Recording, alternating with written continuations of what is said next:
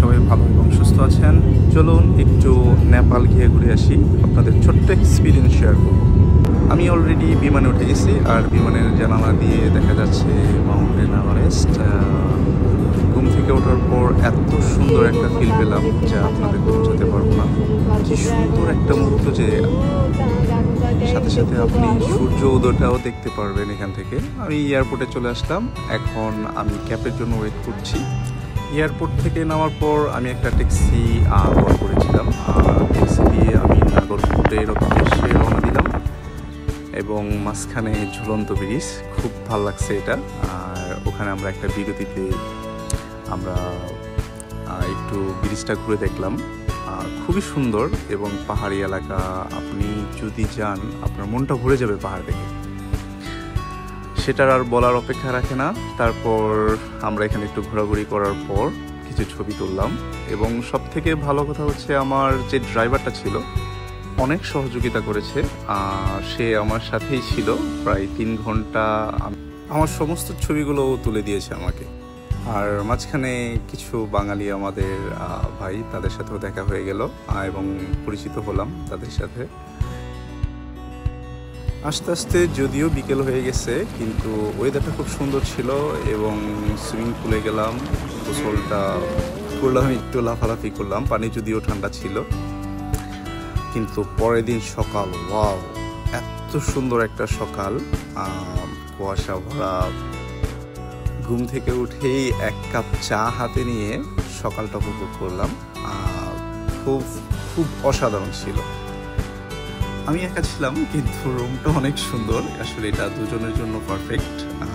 যাই হোক, তো রুমটাও লাক্সারিয়াস। সকালে উঠে 1 কাপ চা হাতে নিয়ে বারান্দায় অনেকক্ষণ ছিলাম, যা আসলে আমার বারান্দা থেকে যেতেই ইচ্ছে করছিল না। যাই হোক, যদিও ব্রেকফাস্টের সময় হয়ে গেছে।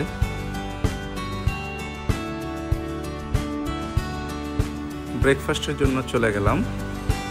তো আমি আসলে একাই, তো একটা সুন্দর একটা ভিউ নিয়েছি, যে আমি প্রকৃতি দেখতে দেখতে খাওয়া যাক। এর মধ্যে হোটেলটাও একটু ঘুরে দেখা যাক।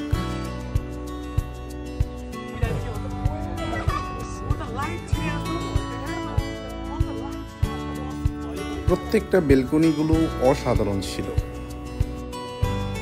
এত সুন্দর একটা জায়গায় এই হোটেলটা, আপনার দেখলে মনটা এমনিতেই শান্ত হয়ে যাবে।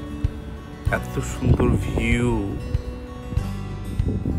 টাকা তো সারা জীবনই কামাইতে হবে বা ইনকাম করতে হবে, ঘুরুন, ঘুরলে মন ভালো হয়।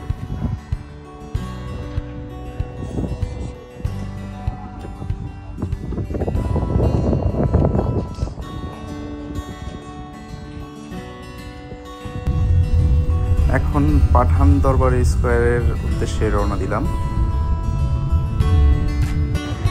এর ইতিহাস প্রায় 2200 বছরের পুরনো। স্থাপনাগুলি মল্ল রাজবংশের সময় করা হয়েছে, যা 1200 থেকে 1800 শতকে করা হয়েছে। বলা হয়ে থাকে তখন কিং সিদ্ধি নারসিং মোল্লা ছিল তখনকার রাজা।